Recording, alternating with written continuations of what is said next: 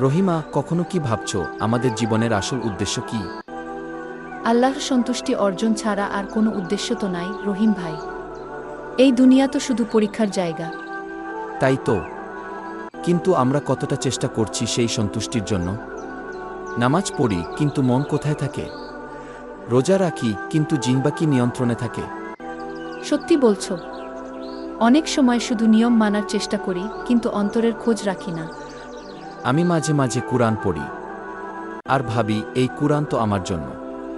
প্রতিটা আয়াতে যেন আমার জন্য কোনো বার্তা আছে। আল্লাহর কালাম আমাদের জীবন বদলে দিতে পারে, যদি আমরা সত্যিকার অর্থে বুঝতে চাই। আমি কিছুদিন ধরে সূরা আল আসরের অর্থ বুঝে পড়ছি। সেখানে বলা হয়েছে, মানুষ ক্ষতির মধ্যে আছে, তবে যারা ঈমান এনেছে, সৎকাজ করেছে, পরস্পরকে সত্যের উপদেশ দিয়েছে এবং ধৈর্যের উপদেশ দিয়েছে। এত ছোট একটা সূরা, কিন্তু জীবন বদলে দেওয়ার মতো বার্তা। ঈমান ও আমল, এই দুইটা ছাড়া বাঁচার কোনো মানেই নেই। তাহলে চলো, আমরা প্রতিদিন একসাথে কিছু সময় কুরআন পড়ব, একে অপরকে স্মরণ করিয়ে দেব নামাজ, ধৈর্য আর সত্যের কথা। ইনশাআল্লাহ। আল্লাহ আমাদের কবুল করুন।